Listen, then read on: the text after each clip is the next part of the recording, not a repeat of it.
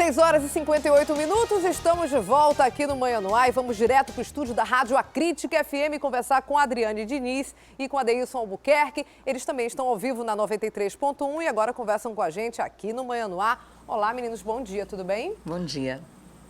Já começou a corrida aí para saber quem será o novo presidente para o biênio, 2017-2018 da Assembleia Legislativa do Amazonas. Pelo menos 3 candidatos aí já estão na disputa, é isso? Atualmente, o presidente, Daniela, é o Josué Neto, que foi vice-candidato agora no pleito eleitoral neste ano. E aí os 3 candidatos que já se colocaram, pelo menos na sessão plenária realizada ontem, lá na Assembleia Legislativa, Alessandra Campelo, do PMDB, o José Ricardo Wendley e também o Sinésio Campos, ambos do Partido dos Trabalhadores. Nos discursos deles ontem, lá na tribuna da Assembleia Legislativa do Estado do Amazonas, a Alessandra Campelo disse que quer fazer uma administração, caso ela seja eleita, pelo menos esse discurso dela, um pouco mais independente do executivo, um trabalho um pouco mais ali só, entre aspas, mas independente não muito do Estado. Já o deputado Sinésio Campos, não, foi um pouco mais brando nas suas colocações,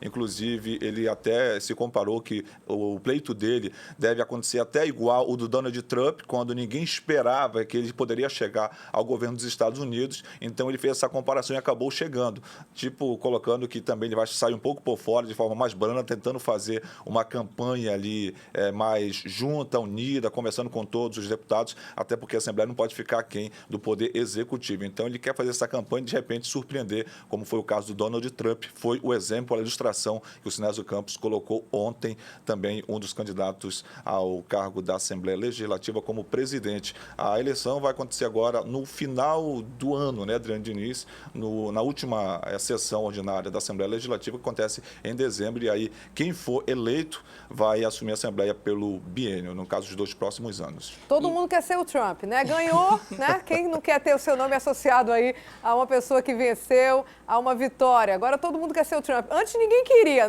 Todo mundo disse, não, radical, lá, agora venceu. Todo mundo disse assim, vou ser igual ao Trump, vou chegar lá e ninguém vai esperar. Vamos ver o que vai acontecer, Adriane? O Sinésio se intitula aí o elemento surpresa que pode surgir dessa eleição, mas já mostra um próprio desentendimento dentro da base partidária. 2 candidatos do PT, José Ricardo e Sinésio, eles estão há muitos anos no mesmo partido e há muitos anos também em lados opostos dentro do parlamento.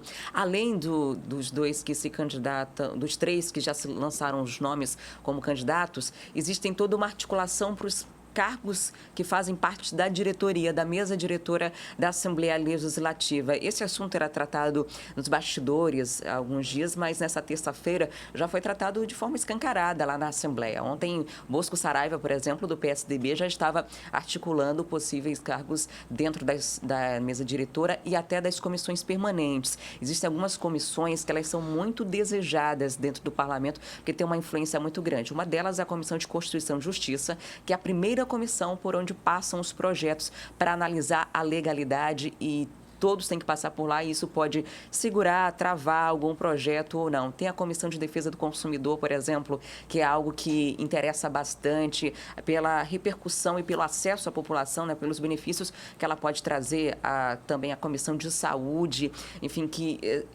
de Defesa do Consumidor, Saúde, Serviços Públicos, são algumas das comissões bem desejadas por lá. Do outro lado, além de Bosco Saraiva, já existe o grupo do atual presidente, o Josué Neto, junto com Belarmino Lins, que já foi presidente algumas vezes da Assembleia Legislativa, e também Davi Almeida, que se articulam para montar já um grupo de frente ao grupo do tucano Bosco Saraiva. Então, a gente sai da Assembleia Legislativa, vamos agora para o Senado Federal, que aprovou proposta de emenda à Constituição que prevê mudanças aí no atual sistema político do país. Quais são os principais pontos dessa mudança? A gente já sabe que tem pontos bem determinantes a respeito das coligações, não é isso, Adriane? É isso. Um dos pontos é o fim da coligação, que eles propõem. O fim da coligação para os cargos proporcionais, que seriam deputados federais, estaduais e vereadores. O que aconteceria com o fim da coligação hoje? Para se eleger um vereador, por exemplo, somam-se todos os votos válidos, divide pela quantidade de vagas e forma o quociente. Então, para ser eleito, tem que atingir esse quociente eleitoral. Só que, por exemplo, aqui na Câmara de Manaus, nenhum dos candidatos conseguiu o voto suficiente para ser eleito apenas com coeficiente. E aí eles juntam as coligações são as uniões dos partidos para somar esses votos e eleger algumas pessoas. E favorece principalmente os partidos que são considerados nanicos, porque eles não têm tanto poder aquisitivo e às vezes nem tanta popularidade, mas juntando o voto de todo mundo, consegue eleger pelo menos um dos parlamentares. Mas a proposta é que acabe com essas coligações para os cargos proporcionais e afetaria principalmente os menores partidos. Outra mudança bem significativa, Daniela, é sobre o desempenho eleitoral. Eles querem analisar o desempenho dos partidos para poder decidir se eles terão tempo de campanha, tempo de televisão e também acesso a verbas partidárias. Essa definição de avaliação de rendimento, né, dos partidos políticos seria mais ou menos assim, já para as próximas eleições. Eles precisariam atingir 2% da quantidade de votos em todo o país para conseguir ter uma representatividade no parlamento. Não seria apenas eleger um deputado, mas também conseguir atingir esses 2% de votos em todo o país. Conseguindo atingir esses 2%, eles vão ter representatividade, funcionalidade e vão poder ocupar comissões na casa, assim como eu falei ainda há pouco na Assembleia, na Câmara Federal, entre outras coisas. Mas isso está sendo muito questionado porque alguns parlamentares consideram as regras de análise de desempenho muito rigorosas. Se tivesse valendo hoje, vários partidos estariam de fora, né? Exatamente. Se essa cláusula de desempenho, Daniela, realmente estivesse já sido aprovada, entrar em vigor nas eleições de 2014 agora, ela limitaria o funcionamento pelo menos de 14 siglas no Congresso. Entre essas siglas, algumas muito importantes, ou pelo menos tradicionais, como é o caso do PCdoB, do PPS, além dos partidos de criação mais recentes, no caso o PSOL e também o PROS. O Rede hoje tem 4 deputados federais, ele não atingiria essa cota de 2% e não teria representatividade. Alguns parlamentares votaram contrários a essa decisão porque prejudica principalmente esses partidos mais ideológicos e menores, como uma vez que dificilmente conseguiriam atingir essas regras que foram estipuladas. Mas já foi votado em primeiro turno com uma aprovação de 58 votos a 13 contrários. Precisa votar em segundo turno, já que é uma PEC, muda a Constituição. Então, para aprovar, seriam necessários 3/5 dos senadores, o que dá aí 49 dos 81, vota em segundo turno e depois a proposta segue para a Câmara dos Deputados, também para ser votada em 2 turnos. Mas essa votação já em primeiro turno, essa aprovação, já indica que deve seguir adiante, né? Que deve conseguir aí o segundo turno, se nada acontecer absolutamente de especial, né? Já é um indicativo de que ela vai caminhar, essa PEC, né, Adriane? Até porque os grandes partidos políticos, são os mais beneficiados nessas mudanças, né? E tem o maior número, obviamente, e eles de também representantes. Ocupam a maior quantidade de vagas, então fica mais fácil. Muito obrigada, Adriane e Adeilson, por enquanto. Ótima quinta-feira para quem acompanha a gente nesse momento. Daqui a pouco, mais adiante, lá perto das 8 horas, a gente volta a falar com vocês. Até mais. Até mais. Tchau, tchau. Porque agora chegou a hora da gente conferir a movimentação da nossa cidade ao vivo, direto do RC Coop. Vamos pegar essa carona 7/6 com o Walter Cardoso e toda a nossa equipe que já sobrevoa a cidade de Manaus. Bom dia, Walter. Bom dia, Daniela. Bom dia a todo mundo que nos acompanha. E olha, hoje temos uma novidade. Quem voltou com tudo foi o sol na cidade de Manaus. Depois de amanhecer aí coberto nos últimos dias, o dia já amanheceu assim, bem aberto, Dani. Pô, ainda bem, né? Porque vínhamos com vários dias aí de tempo nublado. Tem as suas vantagens, tem os seus benefícios. O tempo está nublado, né? Logo de manhã cedo. Mas também tem sempre aquela indicação de chuva, todo mundo meio com medo de sair de casa sem o guarda-chuva, sem a sombrinha. Hoje não, está mais tranquilo. Mas isso se confirma, segundo os meteorologistas, esse tempo aí claro, bonito, com raios de sol ao longo do dia? Como é que está a previsão, Walter? Então, hoje o dia já amanheceu realmente mais quente, com 25 graus e uma sensação térmica aí de 27. A possibilidade de chuva continua alta aí na casa de 60% e a temperatura máxima do dia pode chegar a 34 graus, Dani. Deve chover, né? Ontem a gente tinha uma previsão de chuva aí bastante grande. À tarde não se confirmou tanto assim, teve um sol brilhando forte aí sobre a cidade de Manaus. Foi uma quarta-feira bastante quente. Vamos ver como é que se comporta o tempo, então, nessa quinta-feira. A gente sobrevoa nesse momento que ponto da cidade, Walter? No momento estamos aqui na rotatória do Coroado, numa situação crítica, Daniela. Uma pane mecânica em uma caçamba na saída aqui da rotatória na Avenida Rodrigo Otávio, ela acabou complicando toda essa região da cidade. A gente vai mostrando agora nas imagens do Alex Gomes que a rotatória está completamente parada. E não é só em um sentido não é só para quem vai ali em direção ao UFAM, são em todos os sentidos. A gente está chegando, olha aqui, a gente vai mostrando agora, fazendo um giro aqui com o comandante Robson. O problema ele vem todas essa região aqui. A gente já vem recebendo vários relatos de pessoas presas no trânsito, dizendo que o trânsito realmente não anda, e a gente constata isso aqui de cima. Incrível a imagem que a gente mostra agora para você, realmente o trânsito completamente parado. Em cima do viaduto, os carros não se mexem, a gente pode ver exatamente a situação que acontece nesse momento. A gente consegue ter um detalhe aí dessa caçamba para saber exatamente qual foi o ponto em que ocasionou, né, que começou todo esse engarrafamento gigantesco que a gente vê agora nesse momento na bola do Coroado, né, no Complexo Viário Gilberto Mestrinho.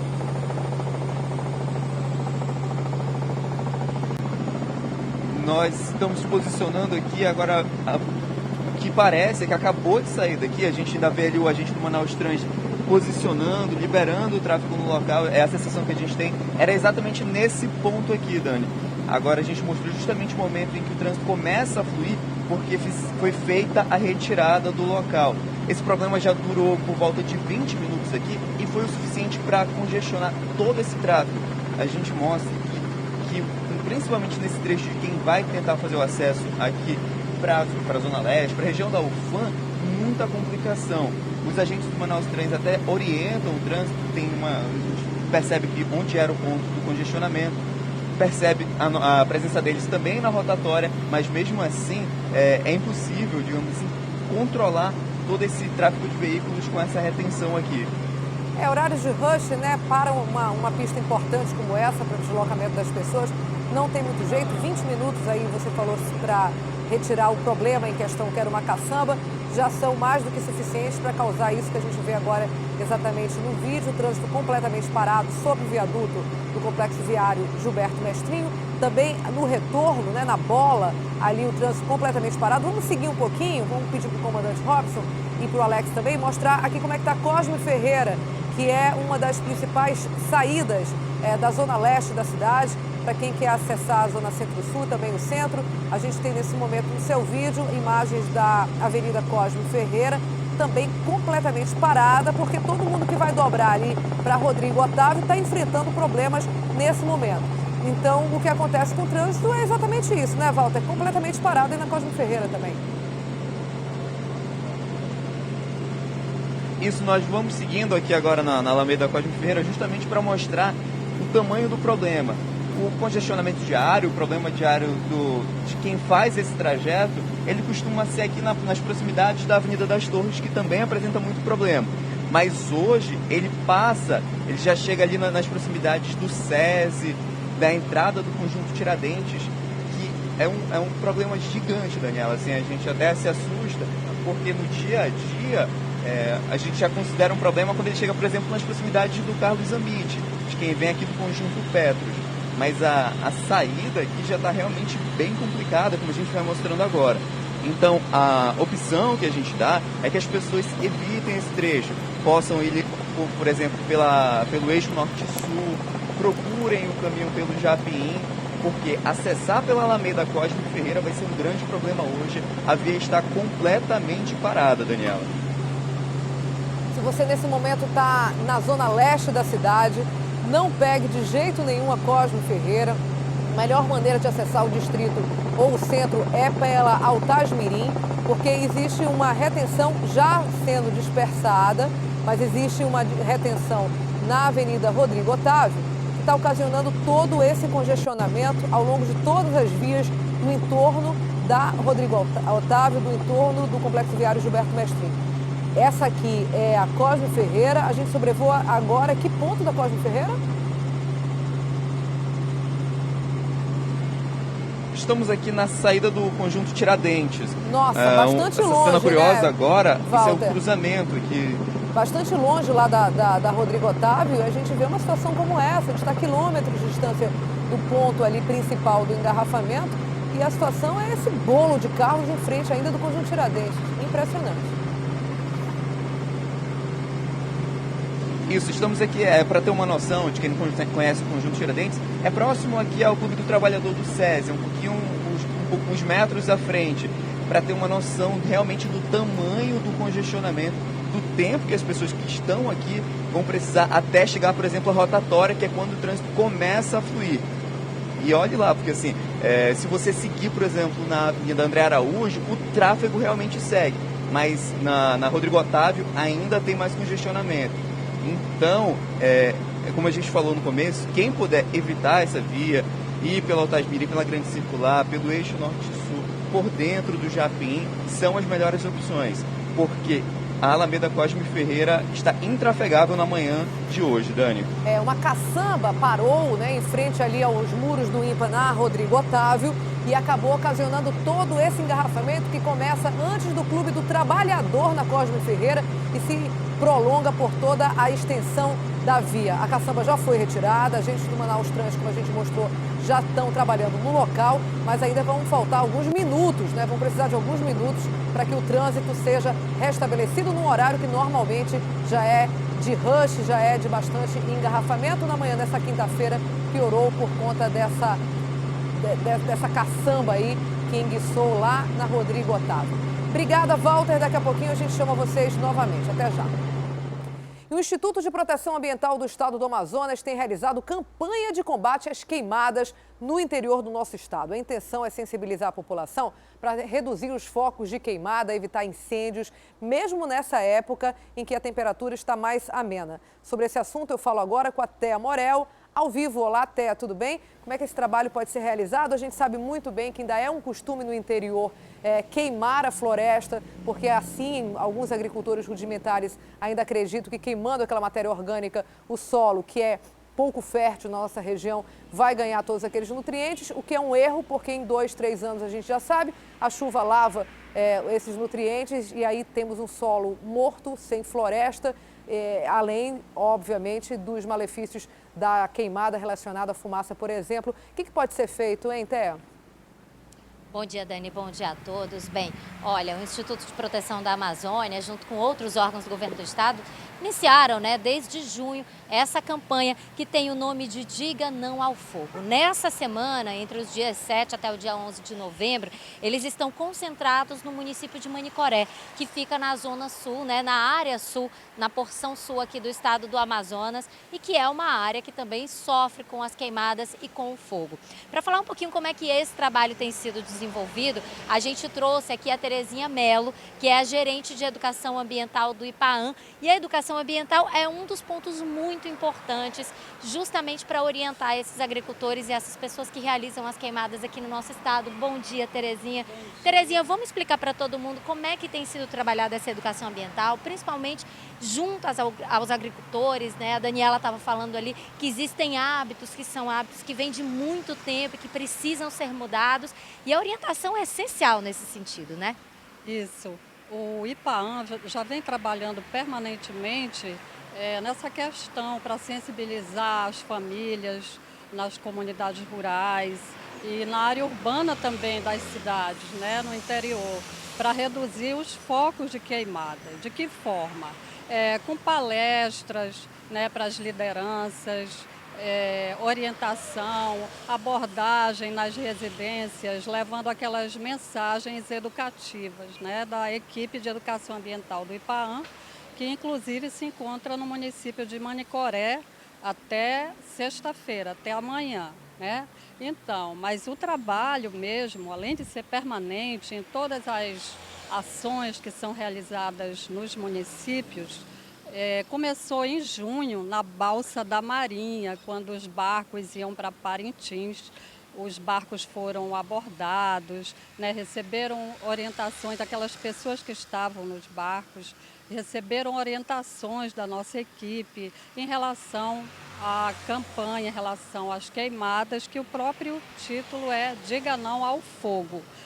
Então, esse trabalho vem sendo realizado. Aproximadamente uns 28 municípios já foram atingidos. E como é que tem sido a receptividade desse público, A gente sabe que às vezes são pessoas antigas, são pessoas que já têm aquele hábito, aprenderam aquilo com os pais. Como é que eles têm lidado com essas novas informações que têm chegado até eles? Tem sido assim bem receptivo, aquilo que se leva para ele, aquela mensagem que se leva para tanto para o ribeirinho como para as pessoas que moram na área urbana desses municípios. Inclusive até passam a fazer parte daquele comitê de brigadistas que é criado pelas secretarias municipais de meio ambiente, Essas secretarias são parceiras no Plano Estadual de Prevenção, Controle e Combate às Queimadas. Essas secretarias, sob a coordenação estadual da Secretaria de Estado do Meio Ambiente, e tem também parceiros como Polícia Militar, o Corpo de Bombeiros, Secretaria de Saúde, que também é fundamental nos municípios. Terezinha, esse ano a gente observou, pelo menos, que apesar do período seco, a gente teve menos fumaça, Já é um pouquinho o resultado disso? Sim, claro, esse é o monitoramento, e a prevenção, principalmente a prevenção, que é esse trabalho educativo que é realizado pelo IPAAN em parceria com as instituições dos municípios, e que também são parceiros que fazem parte do Plano Estadual de Prevenção, Controle e Combate às Queimadas. Ok, muito obrigada, Terezinha. Pois é, Dani, a gente tem aí, então, resultados que são positivos, A gente espera que essa educação ela continue ainda por muito tempo, porque é um trabalho realmente de formiguinha, que tem que ir de comunidade em comunidade, ribeirinho em ribeirinho, até que ele entenda que é importante realmente preservar a Amazônia e conheça aí as novas técnicas de plantio, novas técnicas que garantam até uma qualidade melhor para o solo e também para o plantio que ele vai colher. Dani. Mudança de hábito não é nada fácil, mas é necessário. Hoje existem técnicas, existe conhecimento, inclusive dos malefícios que as queimadas podem causar para as pessoas, para a região como um todo. É preciso aí mudar os hábitos, sem dúvida nenhuma, estimular essa mudança. Obrigada, até daqui a pouco eu volto contigo. Porque agora são 7h20 e a gente vai te mostrar o que já foi notícia até agora aqui no Manhã no Ar. Vamos ver. Menino de 5 anos encontra corpos abandonados em carro na zona leste da cidade. Os homens estavam amordaçados e com os pés e mãos amarradas. Uma das vítimas, identificada como Elcivânio Custódio, de 32 anos, saiu de casa na terça-feira para pagar uma dívida. O bilhete foi encontrado junto aos corpos e a polícia suspeita que o crime tenha ligação com o tráfico de drogas. Policiais encontram material que serviria para fuga e até um revólver durante vistoria em delegacia de Manacapuru. Atualmente, o prédio abriga 30 detentos e serve como presídio. Técnicos da Defesa Civil do Estado dizem que a estrutura do prédio do Conjunto Viver Melhor 1 não corre risco de desabamento. Na última terça-feira, os moradores fizeram uma manifestação pedindo uma solução sobre as rachaduras que apareceram na estrutura do prédio. O laudo técnico deve ficar pronto na próxima semana e a construtora responsável pela obra está prestando a assistência necessária. Petrobras anuncia redução nos preços do diesel e da gasolina direto da refinaria, mas postos de gasolina em Manaus mantêm preços de R$ 3,85. Essa é a segunda redução anunciada em menos de um mês. A medida faz parte da nova política de preços da estatal, adotada em 14 de outubro. Agora eu quero dar um recado das Óticas Oftalnorte para você. Na hora de escolher seus óculos, você precisa optar por quem tem credibilidade e tradição, claro, gente? Nas Óticas Oftalnorte você vai encontrar uma grande variedade de armação e também óculos de sol. Faça aí uma visita, aproveite as promoções, porque o desconto é real. Olha só, vou lembrar de novo para você. Pagando nos cartões de crédito em 10 vezes, tem 10% de desconto. Em 6 vezes, 15% de desconto. À vista ali, com 20% no crediário, 6 vezes sem juros e sem entrada. Óticas Oftalnorte, de olho em você e na saúde dos seus olhos. 7h22, vamos voltar a pegar aquela carona aí matinal que a gente oferece para você aqui no Manhã no Ar, através do RC Cop. Vamos lá voltar com o Walter Cardoso. Onde é que a gente está agora? Aparentemente um trânsito um pouquinho mais tranquilo do que aquele que a gente mostrou ainda agora no Complexo Viário Gilberto Mestrinho. Mas ainda assim é um trânsito intenso. A gente está em que via, Walter? Estamos aqui no fim da Avenida Grande Circular, que é justamente a alternativa para quem não quer pegar a Alameda Cosme Ferreira e vem aqui nesse sentido da zona leste da cidade, Dani. Agora há pouco é uma cena inclusive curiosa. Nós estamos aqui nessa área há cerca de 5 minutos e há 5 minutos o trânsito aqui ele fluía com muito mais tranquilidade. Agora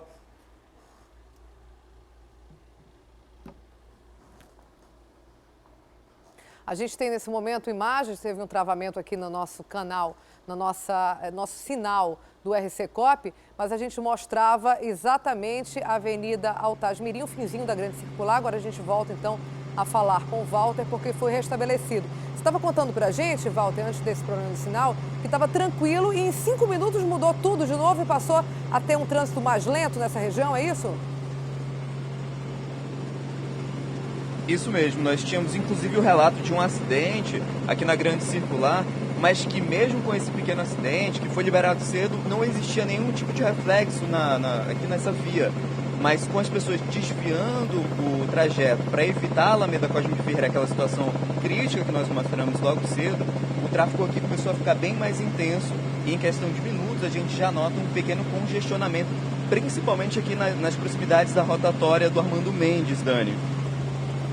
Olha só, a gente acabou de ter uma informação aqui, Walter, de um acidente lá na Avenida Newton Lins. A gente não tem como acessar nesse momento, a gente está bem distante, a gente está na Grande Circular, no outro lado da cidade. Mas vou aproveitar que a hora da sua entrada, vamos botar as imagens. Olha só, aconteceu esse acidente agora há pouco, na Avenida Newton Lins, entre uma moto e um carro, né? Um carro passeio. A gente tem informações também que o trânsito é lento nesse momento na Avenida Newton Lins, ocasionado por esse acidente. A gente acabou de receber essa foto, mostra agora para você também. Vamos voltar então com o Walter, a gente está falando de trânsito, vamos continuar falando de trânsito. Provavelmente as pessoas começaram a perceber que lá pela Cosme Ferreira está praticamente intransitável. Acabou que o trânsito foi sendo desviado e automaticamente a via também foi ficando com o trânsito mais intenso, não é isso, Walter? Isso mesmo. É bom a gente notar, né, como um pequeno acidente tem um reflexo em toda uma região.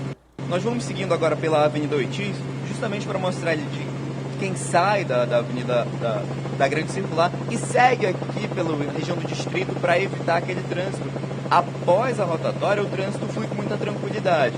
Então, apesar dessa retenção que nós mostramos aqui na saída da Avenida Grande Circular, ainda é sim a melhor opção você vir pelo Distrito Industrial da cidade, ao invés de pegar a Alameda Cosme Ferreira, que ainda está com problemas, ainda está praticamente impossível trafegar naquela via. Nós mostramos aqui agora, no fim da Avenida Oitis e no início da Avenida Buriti, que o trânsito segue com bastante tranquilidade. Então é uma alternativa muito interessante para quem vem ali da região do São José até e evitar a Alameda Cosme Ferreira vir aqui pela região do Distrito. Dani. Atenção, você que nesse momento está planejando sair de casa e mora na Zona Leste, embora um pouco mais agitada que nos outros dias, a melhor opção ainda é a Grande Circular, Altasmirim. Vai ter uma pequena retenção ali na chegada ao distrito, na Avenida Oitis, na Avenida Buriti, mas logo depois desse cruzamento, desse encontro, o trânsito segue tranquilo, como a gente vê agora nesse momento pelas imagens do Alex Gomes, pelo Distrito Industrial. Não pegue a Cosme Ferreira, o trânsito está bem complicado por lá. Pegue a Grande Circular se você quer ir para o centro da cidade nesse momento. Acho que é isso, Walter. Muito obrigada. A gente volta a se falar amanhã. Ótima quinta-feira para todos vocês, viu? Até mais, Dani, e um bom dia para todos que nos acompanham.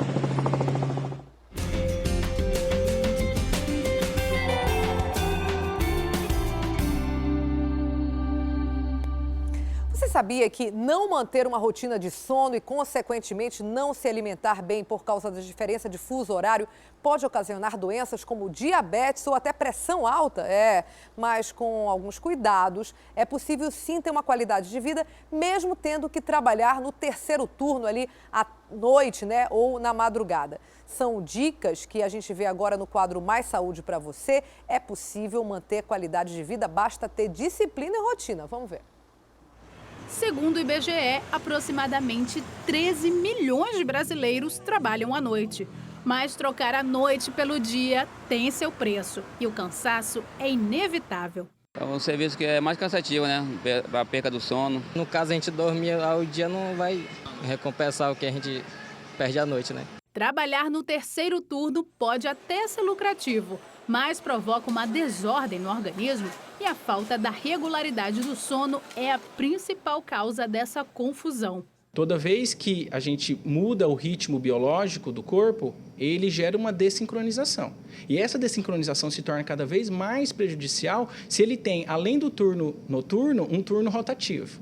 Aí esse período rotativo, um dia ele está à noite, outro dia ele está à tarde, outro dia ele está de manhã, isso causa mais prejuízo para o organismo, gerando uma maior desincronização. Ou seja, o organismo nunca vai saber quando é que ele vai dormir e, consequentemente, ele não vai ter pistas e dicas para que o organismo caminhe num sentido de indução do sono e equilíbrio desse sono.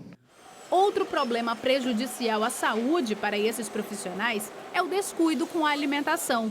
A falta de uma refeição saudável pode provocar problemas futuros, como a diabetes e o aumento da pressão arterial. Se o funcionário ele não faz uma alimentação adequada nesse período do terceiro turno, ou até mesmo antes de ir trabalhar, futuramente, infelizmente, ele vai acarretar esses danos à saúde, como resistência à insulina, como até mesmo diabetes, como aumento da pressão arterial, aumento das taxas de colesterol total, o LDL, que é o ruim, aumento de triglicérides. Ana Célia é médica plantonista e é na madrugada o período que ela mais trabalha.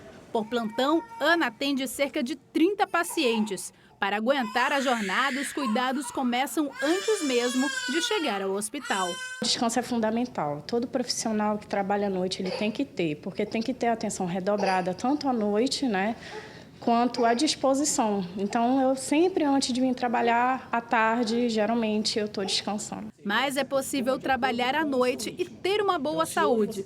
Para isso, basta seguir algumas recomendações. A principal dica que a gente dá é a ritmicidade das suas atividades. Então, ele pode trabalhar à noite, mas ele vai ter que sempre dormir nos mesmos horários e acordar nos mesmos horários. Não ingerir em grandes quantidades de alimentos gordurosos ou ricos em carboidratos, porque isso é um certo estimulante e a indução do sono vai ficar prejudicada. Outra coisa é ele propiciar que o ambiente em que ele vai dormir seja escuro, agradável, ou seja, principalmente uma temperatura fria, em torno de 20, 18 graus, pouca luminosidade e sem barulho. Dicas valiosas, e só colocar em prática que com certeza vai mudar a sua qualidade de vida. Inclusive dicas que valem para mim e para toda a equipe aqui do Manhã no Ar, porque a gente tem uma equipe que chega aí ao longo da madrugada, entre 2, 3, 4, 5, as pessoas vão chegando. São dicas valiosas aí para a gente não perder o convívio social e nem a qualidade de vida. Olha, começa hoje a entrega dos kits para quem vai participar da Meia Maratona de Manaus, que está sendo promovida pela Jovem Pan, um verdadeiro sucesso, viu, gente? Já abriram várias vezes, reabriram inscrições, se esgota em poucos minutos, sempre é assim. A corrida acontece nesse domingo com a largada da Arena da Amazônia. Sobre esse assunto eu falo agora com o Márcio Azevedo novamente, não é isso? Márcio, olha, que horas os kits vão estar disponíveis aí para entrega? Onde é que vai ser o local exatamente de entrega desse mais super sucesso aí, corrida, dessa vez meia maratona da Jovem Pan, hein, Márcio? Olha, Dani, à tarde já começa a entrega dos kits, ali no shopping Ponta Negra, no stand da própria Jovem Pan. Mas pra você ter uma ideia, é um sucesso mesmo. Eu estava conversando aqui antes de entrar no ar com o Edival Machado Júnior, que é o diretor comercial da PAN, e eles surpreenderam, né, Edival, porque passou de 2.000 inscritos, né? Bom dia. Pois é, bom dia Márcio, bom dia Dani, bom dia a todos que nos assistem. Realmente a corrida, a gente já pode dizer que é um sucesso, porque nós temos um sucesso de público já, inscrições, as inscrições se esgotaram com 30 dias de antecedência. A gente abriu um lote extra depois das inscrições esgotadas, né? Depois dos 3 lotes de inscrições, nós abrimos um lote extra com mais 50 inscrições. Essas inscrições se esgotaram em 40 minutos. Nós abrimos outro lote com mais 50, se esgotaram em menos de 30 minutos. Então a gente já considera um sucesso de público a prova. Com certeza vai ser um sucesso também no percurso. Bom, a partir de que horas hoje à tarde o pessoal já pode pegar os kits lá no Shopping Ponta Negra? Os kits serão entregues hoje e amanhã, os dias 10 e 11, a partir das 14 horas até às 10 da noite. É importante ressaltar porque o shopping abre às 10 horas, mas os kits, o estande da PAN só estará funcionando a partir das 14 horas. Tanto hoje quanto amanhã. Das 14 às 22 horas você pode levar um documento de identificação, se você se inscreveu ou se você é o responsável por alguma inscrição, você leva um documento de identificação e lá você resgata o seu número de peito, já resgata as suas toalhinhas, o seu squeeze, a sua mochila, enfim, todo o kit que está lá no nosso site da Meia Maratona. Agora, o importante, Dani, quem está em casa, uma marca dos eventos da PAN, seja as corridas PAN Night Run e agora a meia maratona, é o horário de início. Está marcado para 6 da manhã, teve um último que foi marcado para 23h59 e 6 da manhã não larga 6h01, nem larga 5h59. 6 da manhã é 6 da manhã, né, Edivaldo? É isso aí, acho que uma das marcas da tradição da Jovem Pan em corridas, essa já é a 7ª edição de corrida que a gente faz, primeira meia maratona, é a pontualidade. A meia maratona larga às 6 da manhã, é às 6 da manhã, nem um segundinho a mais. A gente já teve corridas, como você falou, que a largada era às 23h59, nós largamos às 23h59, não foi meia-noite. Então chegue cedo, a partir das 3 horas, 3 horas da manhã, a Arena da Amazônia já vai estar recebendo o público com muita música, com festa. E às 5 da manhã a gente inicia a banda, inicia o aquecimento da galera, às 6 da manhã, largada para todo mundo.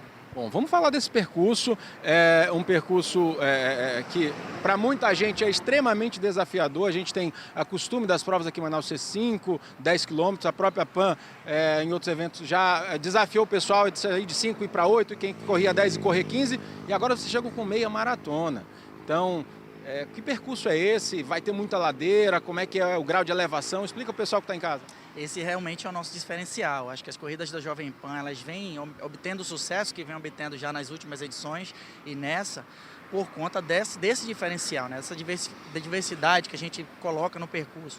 Esse é o primeiro de 21, mas a gente também vai ter um percurso de 6 quilômetros. Como se trata de uma meia maratona que leva o nome da nossa cidade, a gente buscou passar por todos os pontos turísticos e históricos da nossa cidade, Teatro Amazonas, Largo São Sebastião, a própria Feira da Manaus Moderna. A gente vai lá ao centro e retorna para cá, para a Arena da Amazônia, onde vai ser a largada também, né? Então eu acho que isso é o grande diferencial da Jovem Pan, a gente buscar diferenciar o percurso, tanto em ornamentação quanto em distâncias, que é para a galera não ficar sempre naquela mesma situação, eu não vou porque eu já sei que é a mesma coisa, tal. Não, a Jovem Pan sempre é diferente, nunca é igual.